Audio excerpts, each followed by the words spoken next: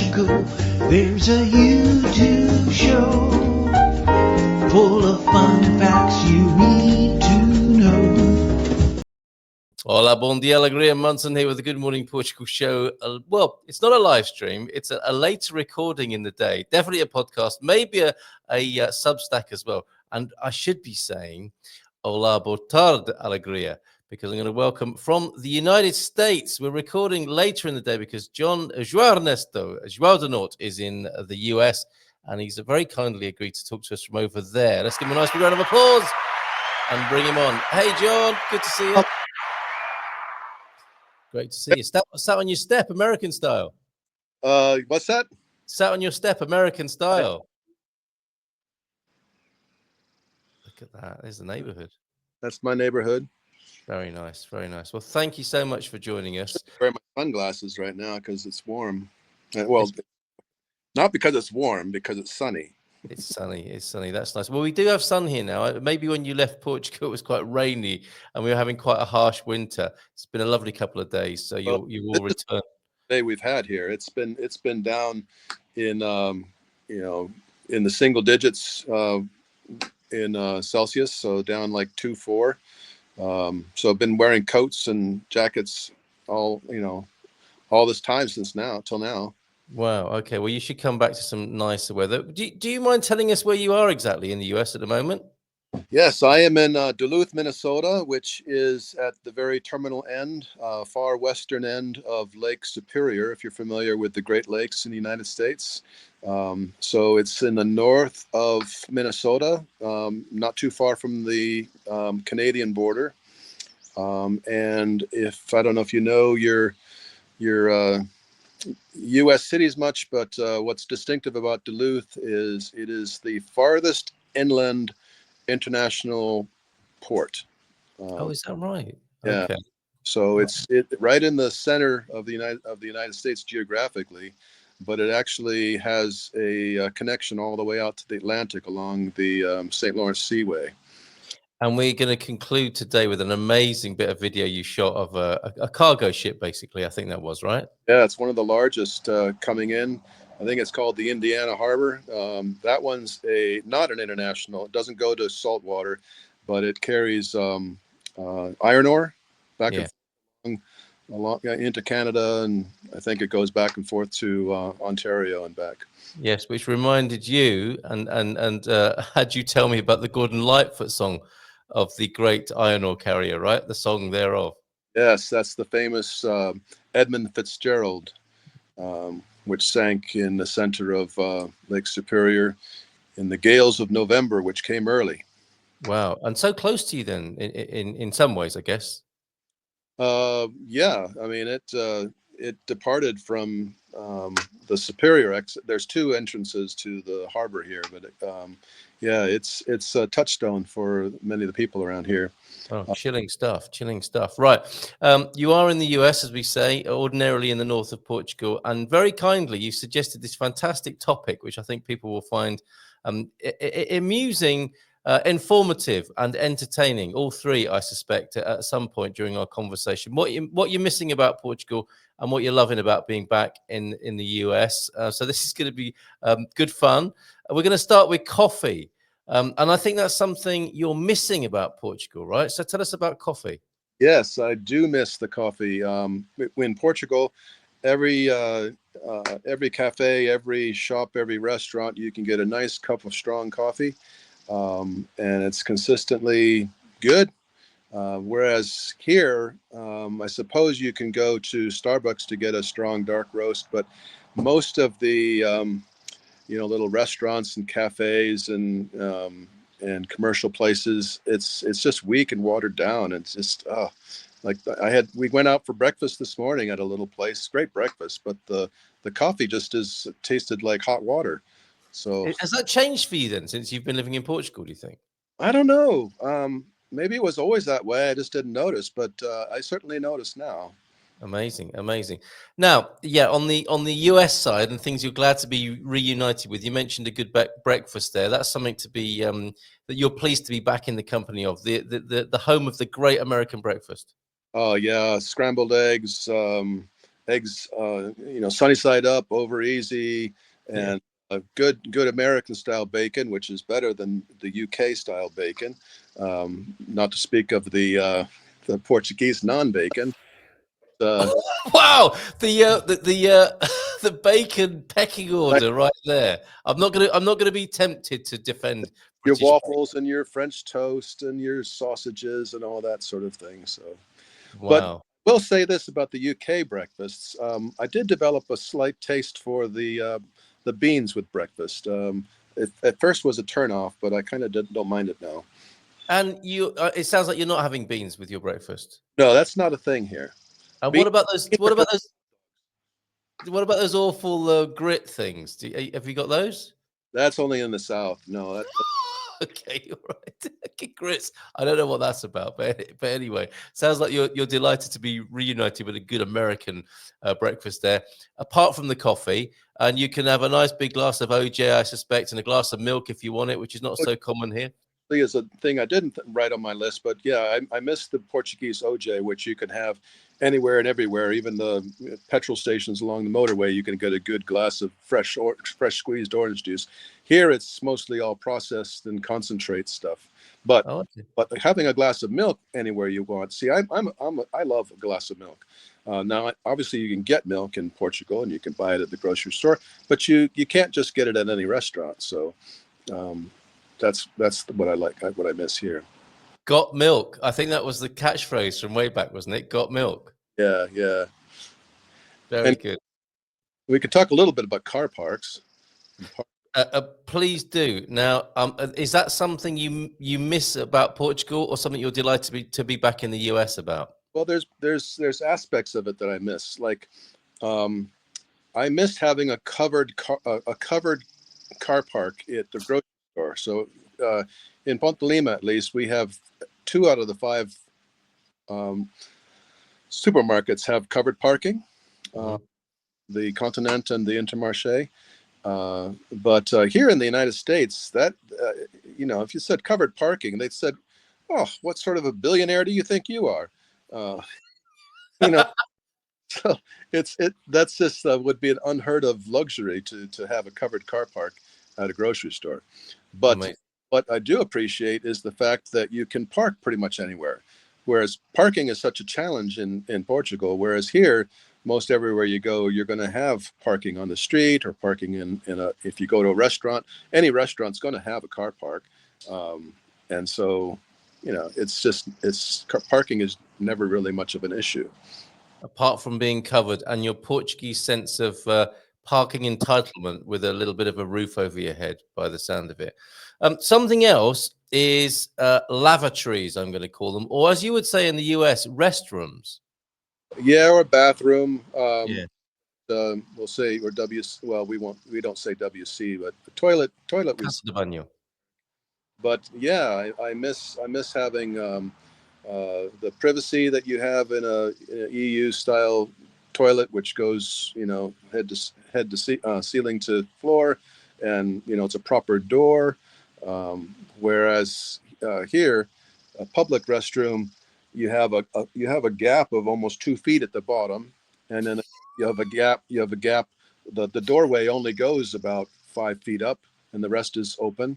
And then on the sides, you even have a little gap, so you can kind of take a quick look, see if anybody's in there. So it's like, so there's not really any privacy as far as a public restroom. It's more of a mental concept as opposed to actual. The suggestion of privacy. That's interesting, and I suppose not so much of an issue when you grow up and you're used to that, but then when you've got used to a new culture and something that you now prefer, it's a bit of a shock going back. It's the way it should be. Yeah. It's the proper restroom. You get dignity and some proper aesthetic to it. It's clean. It's not just clean. It's actually attractive and presentable and it's like I wouldn't mind this in my home. Kind of a thing. Yes, and talking of privacy, also something you mentioned about the way houses are built. How close you might be to your neighbors, for example. That's been a little bit of a surprise for you. Yes, there's everybody else's house right there. Hello. Hi, neighbors. John's doing a podcast. Yeah. So you're I'm literally only 5 feet away from the next door neighbor's house, and their window looks into our kitchen and the guest bathroom. Whereas in Portugal, that's when we were building our house, and I asked the builder about putting a window in the upstairs bedroom, which overlooked the little alleyway, and he said that would be problematic because we'd have to get permission from the next door neighbor to do that because you're overlooking their yard. And so it's like, oh, well, it sucks for me, but that's a kind of it's a good idea, I guess. So, That's amazing. And this is such a lovely insight into cultural differences and what people can anticipate by moving from the US to Portugal, for example. The final thing on this, because I know we're going to have a little bit of a conversation after we've seen something connected to what we're just about to talk about, but we're going to have a talk about the integration myth and what you thought about that, because you've got something to add to that conversation. Before we go there, the final thing that we'll talk about in terms of differences between the US and Portugal is wildlife. Now, you live in, like you say, Ponte Lima, north of Portugal, very spacious, forested, lovely scenery and an open country, but not of the same scale that you're refamiliarizing yourself with in the US, right? Yeah, well, certain parts of the U.S. certainly. Well, pretty much anywhere in the United States, you are going to have much more wildlife than you would in Portugal. Up north in Portugal, as you said, I mean, it's forested, it's green, you have water, you have mountains, but you don't have just the commonality of wildlife that you would have here. Just as we speak, there's a squirrel just hopping across the lawn. We had a rabbit in the backyard. You have eagles in the air, and, deer walking around, just nibbling on the grass. And of course, that's what I would call mild wildlife. And then you have wild wildlife, such as moose and elk and coyotes and wolves and badgers and porcupine and all those kinds of things. Amazing. Lion. So those are all here as well. They'll be out in the woods. But that's a expected thing that you might run into. Amazing. But the trail kind of thing. And talking of trails, then let's go into the woods with you on an amazing hike that you were on recently. 1.5 minutes of beautiful US hiking with you here, and we'll come back afterwards and talk about the integration myth, because I'm loving this interplay. We've got the comparison. You're back in the US, and we've got the comparison between Portuguese culture and US culture, and we'll talk a little bit about that from the point of view of integration after we go on a lovely hike with you. Where I should say, from a public safety point of view, don't try some of the things that John is trying during the filming of this video. All right, I'm kind of at the Sea Cave overlook. It's mid-spring. I don't know if you can see it or hear it, but down there, heebie-jeebies.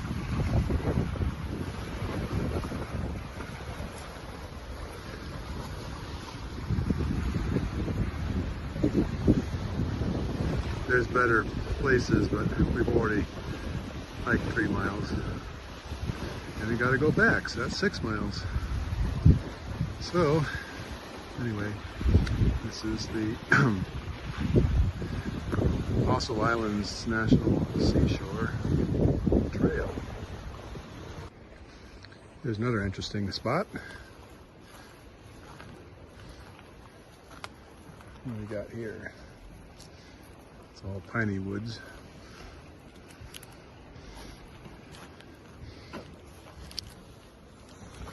Ooh. Pretty cool.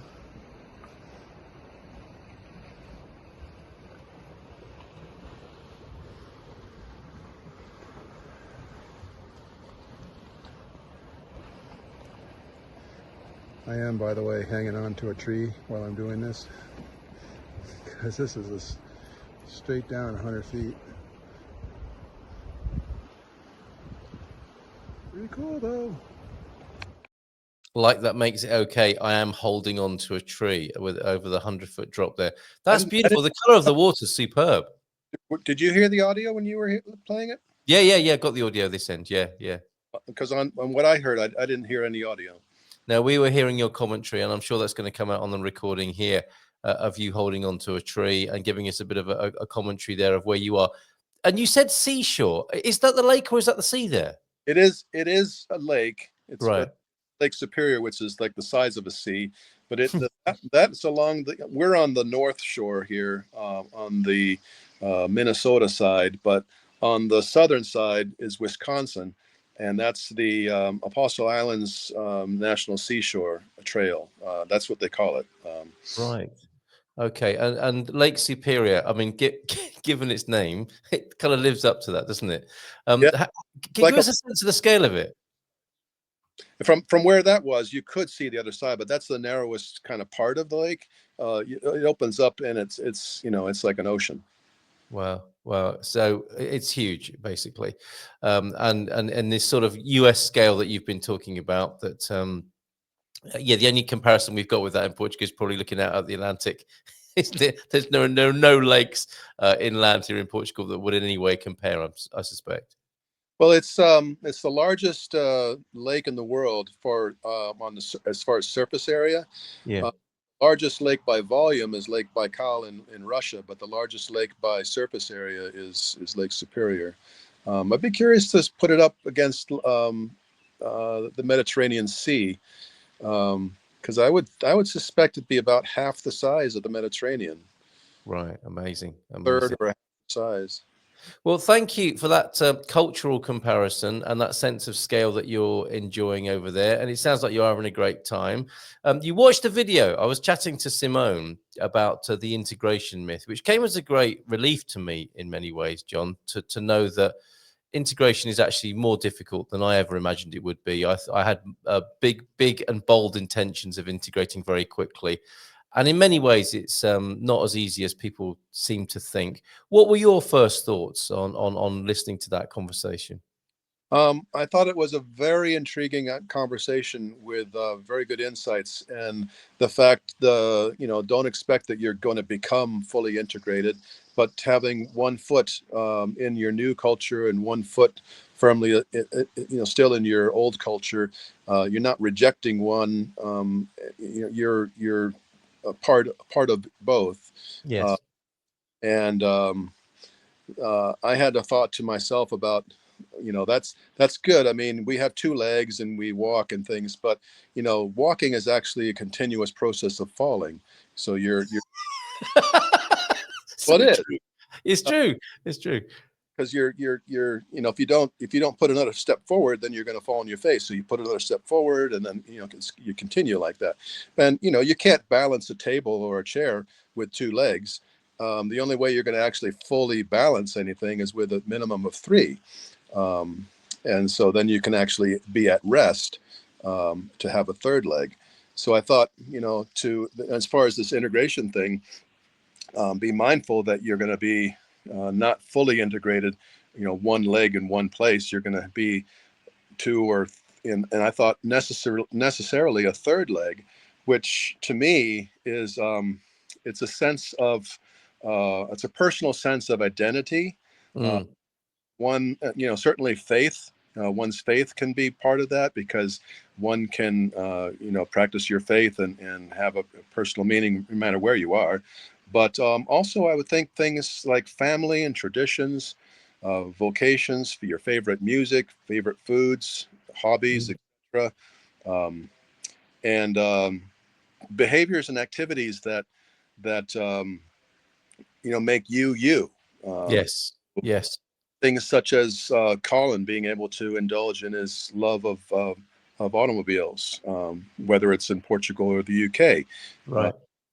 The Portugueser, with his music and the ability to enjoy that, and you yourself being able to continue your career and vocation in media and community building. Families being able to have cherished traditions and activities, even the commonplace ones such as what you have to have as breakfast, and breakfast together and picnics and going for walks on the shore, and those are time with mom and dad. Those are things that make you and your family be your family, and that doesn't matter. Place is not an issue. You're going to do those things or have those activities regardless of where you're at. That's right. That it transcends space, doesn't it? As in location. Yeah, And it is, as you say, it's what makes you you. It's your sense of self, your personality, if you like. right. And I think if we, let's say, in that sort of worst case scenario that Simone was talking about, where people are, I don't have anything to do with where I've come from or anything to do with the people who came from there, either in this new country. I'm just going to immerse myself. It is quite unrealistic and kind of says something about, I don't know, maybe there's some other kind of something else running or bubbling under the surface if it's so extreme like that. But if you forego your personality, and some of the sort of egoic things about ourselves, that's part of our security and identity, isn't it? And if you don't observe that, which in the way I think you're suggesting, and the visual that came up when I put it to AI, to Grok, was the two legs with a brain on top, the personality, the who you are on top of those legs, one in the old culture, the other one striding out into the new culture.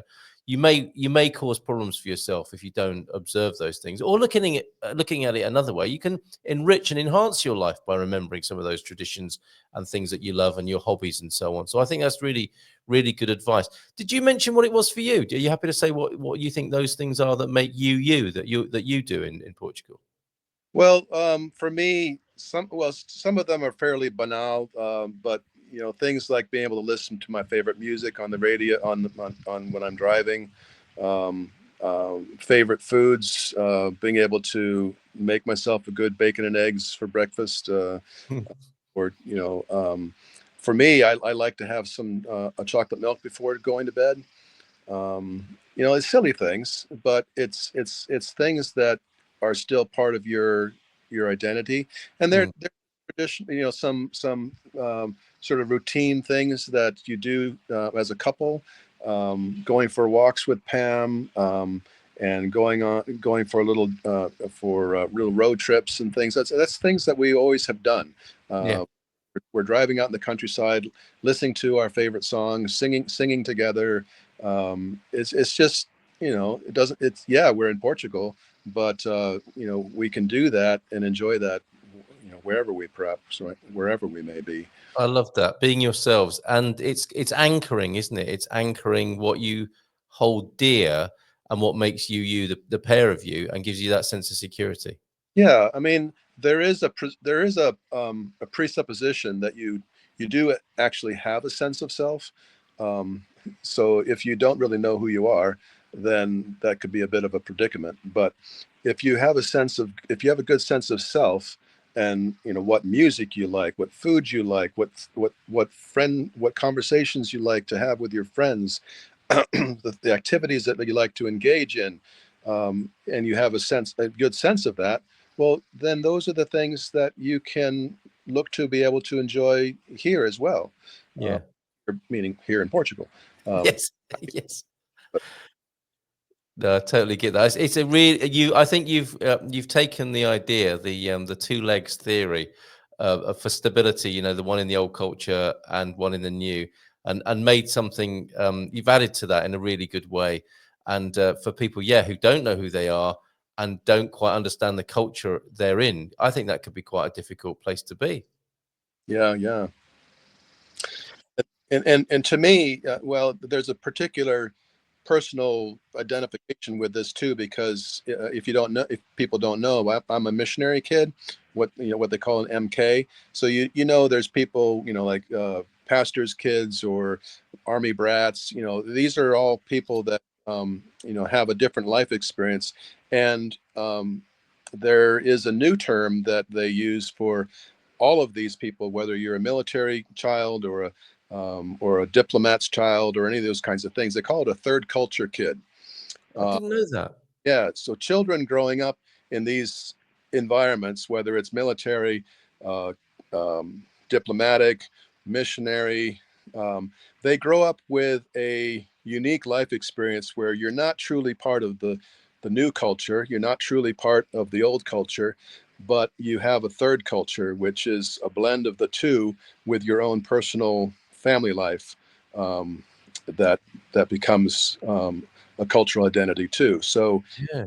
something, but my own personal life experience has always been this third cultureness, and a blending of new and old, and what you bring with you no matter where you go, and being able to know what that is crucial.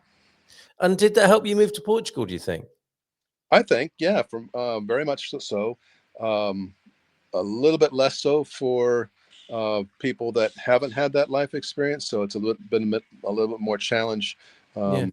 for others. But Yes, and there's another aspect to this which you've just helped me to realise. I'm the child of an immigrant into the UK, and that, of course, would have had some sort of impact on me.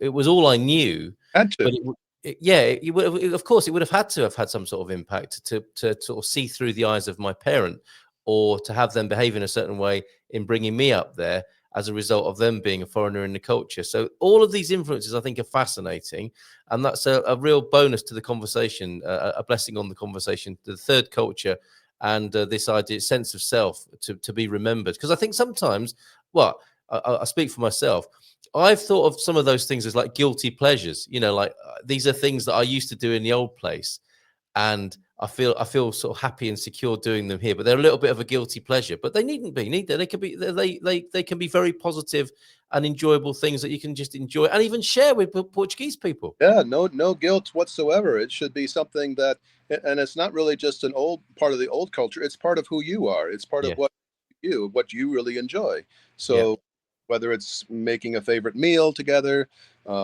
engaging in family game night, whatever it might be. mm, Those are things you do. I know you and Louisa with your children. There's things that you do together as a family. yeah. You do those same things whether you were living in the UK, in Portugal, or Singapore. Absolutely right. Absolutely right. Well said. Fantastic. Keen to know what other people think about that. Please contribute in the comments below. Lovely to catch up with you, John. Keep on having a fantastic time in the US, and you'll be back to enjoy coffee and privacy and a different kind of water closet in due course, I'm sure. Anything else you want to say to us before you go today? No, I think that's about it. And just want to say I miss Portugal, and I miss people there. And I'm enjoying up here. There's a theme, I like northern Portugal and up in northern US. Yes. So you all, and blessings. Likewise, igualmente, até a próxima. And this is really great. This is a sense of travel now. And this boat is so big, or ship really, isn't it? It's so big, it takes nearly 2 minutes for it to pass by you. And the sounds are incredible. It's a real burp, all of that sort of stuff. So Great. Thank you, John, for capturing this for us. Have a great time. Love to Pam and love to America. Take care. Bye for now. Ciao, ciao.